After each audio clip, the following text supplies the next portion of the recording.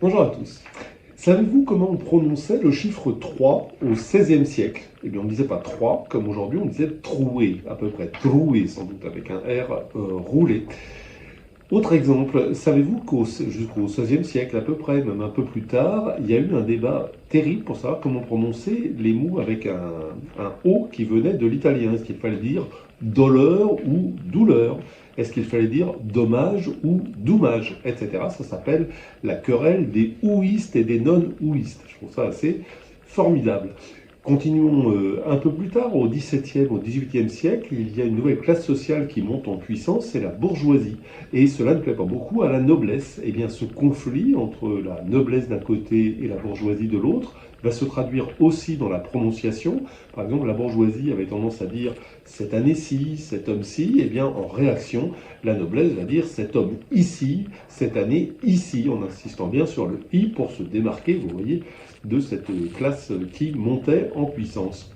Dans les années 1790, c'est la Révolution et certaines jeunesses un peu dorées des aristocrates en réaction va supprimer la lettre R de certains mots. Certains disent c'est le R de révolution. On n'est pas tout à fait sûr de ça, mais l'hypothèse est intéressante et plausible. Et donc ils vont se surnommer eux-mêmes les incroyables, pas les incroyables, hein, les incroyables et les merveilleuses pour les femmes.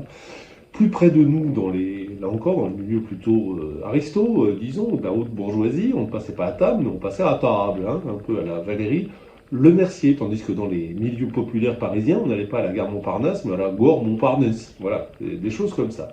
Je pourrais continuer comme ça, vous trouverez d'autres exemples assez amusants, souvent dans la lettre d'information de l'Express cette semaine, sur le bout des langues.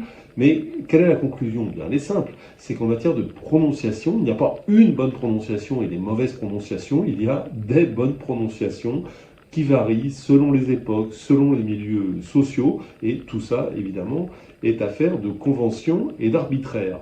Ne croyons pas, surtout, que ces querelles soient réservées au passé, puisqu'elles continuent aujourd'hui, notamment dans le domaine des accents.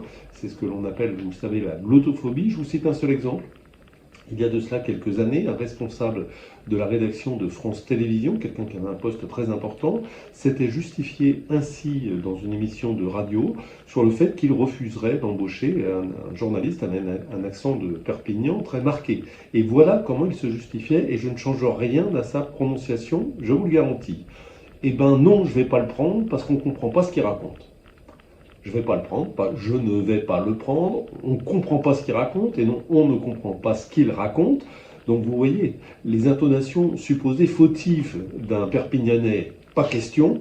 Les intonations fautives, quand même un petit peu, d'un Parisien, bah là, aucun problème. Convention arbitraire. Plus de détails, comme d'habitude, sur la version écrite de la lettre d'information de l'Express, sur le bout des langues.